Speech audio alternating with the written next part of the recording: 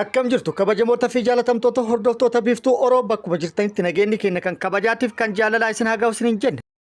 Iddaan suuraan oduu sa'a kana qabannee dhiyaannee jirra. Hanganuma sagantaa kanaatti nu wajji turan affeerraa kenna kun biiftuu Oromoodha keessanii jajjabeeffadha. Kallattimaan gara mata duree oduutti deemaa oduun jalqaba. Mormiin ogeeyyiin fayyaa hospitaalota Itoophiyaa akka guutuu biyyattiitti jalqaban itti fufee jira. Mormii ogeeyyiin fayyaa hospitaalota Itoophiyaa gaggeessan kanarratti hundaa'uudhaan bakkoota tokko tokkotti doorsifnis raawwatamaa akka jiru odeeffannoon bakkoota garaagaraa irraa ba'an ibsaa jiru. Kallattii biraatiin immoo mootummaan rakkoo kana furuudhaaf hojjedhaa jira, qorannoo gaggeessaa jira jechuudhaan ibsa kennee jira. Oduun inni itti aanu oduu oolmaa Oromiyaati. Oduu oolmaa Oromiyaati lolli Oromiyaa bakkoota garaagaraatti loltoota mootummaatii fi waraana bilisummaa Oromoo gidduutti deemaa jiru akkuma itti fufetti jira. Waraanni bilisummaa Oromollee adeelaa loltoota mootummaa irratti bakkoota garaagaraatti raawwataa jiruun injifannoo argatuu beeksisaa jira. Mootummaalleen waraana bilisummaa Oromoo irratti injifannoo argadhe jedhee jira. Injifannollee argadhe kan jedhe lula Sulula Mogoritti gaggeeffame irratti akka ta'e yoo ibsu waraanni bilisummaa Oromoo immoo injifannoon waraanni mootummaa Sulula Mogoritti argate hin jiru. Kuni dhugaa lafa hin jirre faallaa nyaara haddate injifannoo Mogoritti ture immoo Mogor haa dubbattu jechuudhaan yaada gara mootummaatiin kenname haalee jira. Walumaa galatti odeeffannoo bal'aa oduu oolmaa Oromiyaa keessatti qabannee jirra. Oduun itti aanu oduu kaaba Itoophiyaa irraa nu geette. Oduu kaaba Itoophiyaa irraa nu geetteen mootummaan Itoophiyaa muummichi ministeera Itoophiyaa keessattuu TPLF barleessuuf Tigraayin biyya waan taasisuuf deemuu fakkaata jechuudhaan odeeffannoon gara sirraa bahaa jirtu ibsaa jirti. Isiniin geenna. Guutuu oduu kanneeniitii fi kan biroo wajjin isin wajjin ka turu ani Bariisoo Ganamooti. Guutuun oduu wal duraa duubaan akka itti aanu kanatti isiniif dhihaata. Mormiin ogeeyyii fayyaa hospitaalota Itoophiyaa akkuma itti fufeetti jira. Mootummaanis hanga ammaatti wanti inni jedhe hin jiru. Lagannaan ogeeyyonni karoorfatan ga'uuf guyyaa 5 hafeedha. Mormii kana ilaalchisee mootummaan aangaa'ota federaalaatii fi kan naannoo wajjin walgahii atantamaa taasisee jira. Ajandaa marii guddaa kan ture mormiin kun akka gara hojjettoota seektara birootitti hin ceene fi akkasumas uummata hin makanne tooftaalee garaagaraa fayyadamuudhaan dhaabuu akka ta'e dhagahamee jira. Kanaaf immoo qabxiilee akka tooftaatti itti fayyadaman gadi tarreessuudhaan akka irratti mari'atanis dhagahamee jira. Kun akkuma jirutti ta'ee ogeeyyii fayyaa irratti kallattii garaagaraatiin doorsisaa fi sodaachifni akka itti deemaa jiru dhagahamee jira. Kun immoo tooftaa tokko ogeessaa dura ittiin dhaabbatanii keessaa isa tokko akka ta'es eeramee jira. Gara mootummaatirraallee kallattiin gara waajjiraalee mootummaatiin ogeeyyii kana dura dhaabbataniin akka kaa'ame dhagahamee jira. Kallattii kanaan kan kaa'ame waajjiraaleen miidiyaa hawaasaa fayyadamu keessattuu Instagraama fayyadamuudhaan ogeeyyiin fayyaa sochii kanarraa akka of qusatan akeekkachiisuudhaan akka ta'e iccitiin keessoo isaaniitti baate ibsitee jirti. Kallattiin biraa ogeessi kamiyyuu hojii dhaabuu hin danda'u jechuudhaan kallattii kanaan hordoffiin cimaan taasifamuu akka qabuu fi qaamni hojiirraa hafe gama mootummaatiin tarkaanfiin kan irratti fudhachiisu akka ta'e akeekkachiisuun akka ta'es himamee jira. Kallattii kanaan haalli jiru kana yoo fakkaatu kallattii biraatiin immoo mootummaan rakkoo jiru kana furuuf gaafilee ogeeyyii fayyaa kana deebisuuf cimee hojjedhaa jira. Qorannoo gaggeessaa jira jechuudhaan irra deddeebi'uun ibsa kennaa jira.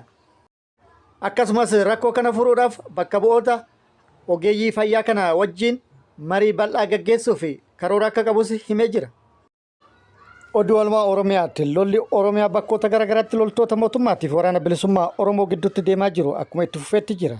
Lola deemaa jiru kanarrattis waraanni bilisummaa Oromoo bakkoota garaagaraatti haleellaa loltoota mootummaa irratti raawwataa jiruun injifannoo gagabbataa argadhaa jira jedhee jira. Mootummaanis gama isaatiin lixa shaggaritti haleellaa loltoota waraana bilisummaa Oromoo irratti raawwateen injifannoo argadhe jedhee jira. Lola Sulula Mogoritti tureen loltoota waraana bilisummaa Oromoo hedduu akka booji'ee fi hedduu immoo akka hojiin ala taasise kan dubbate yoo ta'u waraanni bilisummaa Oromoo immoo kun dhugaa lafarra hin jirre jechuudhaan haalee injifannoo bakkoota itti argate hundarratti argate ibsee jira. Injifannoo argadheen jedhees haala itti aanu kanaan qabannee jirra. Waraanni bilisummaa Oromoo zoonii lixa Oromiyaa bakkoota garaagaraatti loltoota mootummaa irratti haleellaa raawwate miidhaa guddaa dhaqqabsiisuun injifannoo akka argate beeksisee jira.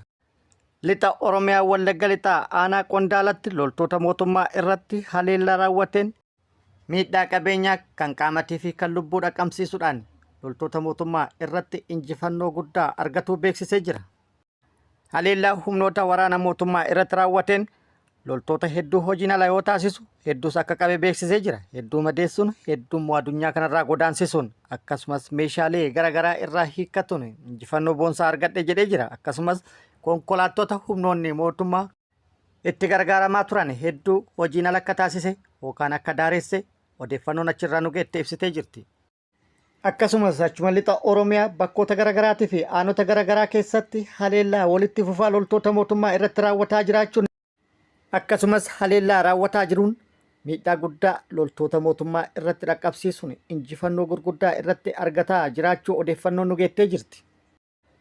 Yeroo itti aanutti qindeeffannee odeeffannoo guutuun kan isinitti deebinu ta'a. Gara oduu injifannoo kibba Oromiyaa irraa nu geettetti yeroo dabrinu kibba Oromiyaatti waraanni bilisummaa Oromoo zoonii kibbaa tarkaanfii ajaa'ibsiisaa humnoota mootummaa irratti fudhatuun injifannoo ajaa'ibaa argadhe jedhee jira.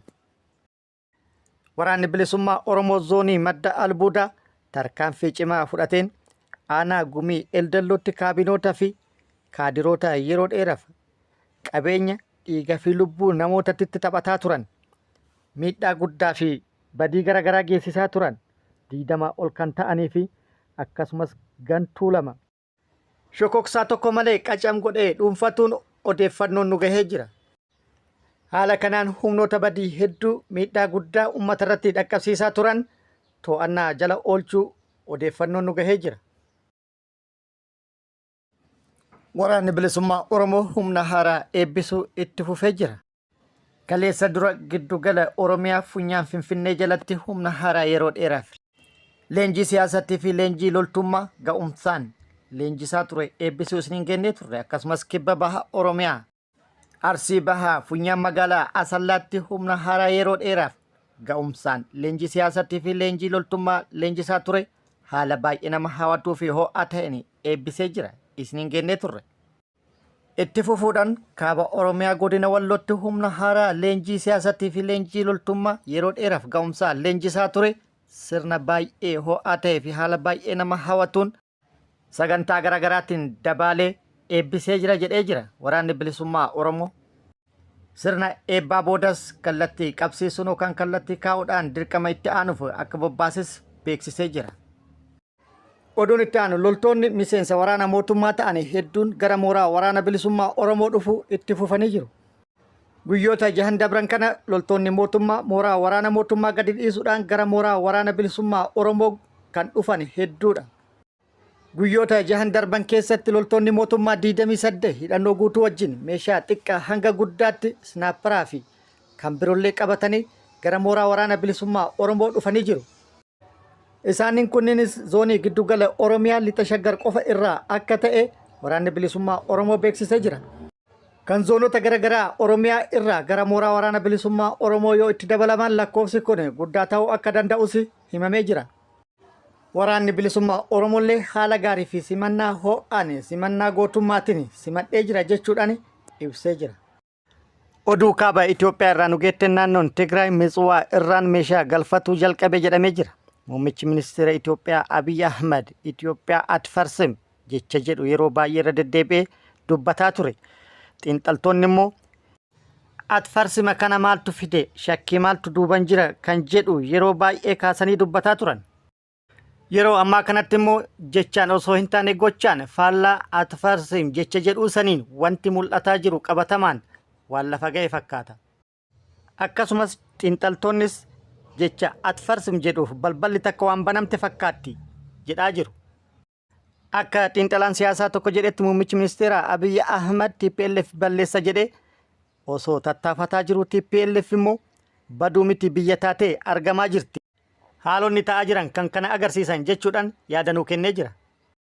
Innis kan kana jedheef ragaa jiru irratti dhaabbateeti qindoominni TPLF Eertiraa waliin uumte jecha bira dabree gochaan mul'ataa jira. Kunis Eertiraan naannoo Tigraayiif balbala hulaa galaanaa banaa taasisuun tibbana himtee turte. Kun immoo jechaan ture. Amma immoo TPLF balbala hulaa galaanaa kanatti fayyadamuu jalqabee jira. Kun immoo gocha. Kunis kan ta'e beekamtii Itiyoophiyaatiin alatti. Kana jechuun immoo TPLF Itoophiyaa jalaa ba'uu waan agarsiisudha. Kana jechuun biyyummaa isii waan mirkaneessudha jedhee dubbatee jira. Akkuma viidiyoo kana irraa argitan yeroo ammaa kanatti naannoon Tigraay Mitswaa irraa meeshaa galfataa jirti. Akkasumas akka odeeffannoo dabalataatti Eertiraa irraa midhaan nyaataa kan gargaarsaa gara naannoo ofiitti galchaa akka jirtu dubbatamaa jira. Kun immoo kan ta'aa jiru beekamtii Itiyoophiyaatiin alatti. Kana irratti hundaa'uudhaan Tigraay biyya jechuun jalqabamee jira. Kana jechuun balballi tokko banamee jira. Ka itti aanu hoo eenyuuf banama ta'a? Waan of durri nu agarsiisu ta'a. Akka mammaaksa Oromoo jedhe sani tan qooxarraa fuudhatti tan okotaa buutee taate dubbiin. Kabajamoota fi jaalatamtoota hordoftoota biiftuu Oroo oduu namaaf qabadde kan hangaamaa kana guutuu oduu wajjin isin wajjin kan ture ani Bariisoo Ganamooti. Kun immoo biiftuu Oroodhaan wajji turuu keessaniif galata guddaa isiniif qabna. Hanga yeroo itti aanutti deebinee wal agarrutti nageenyi Rabbii isiniif haa baay'atu. Nagatti nu turaan immoo hawwii kennaa nagatti nu tura.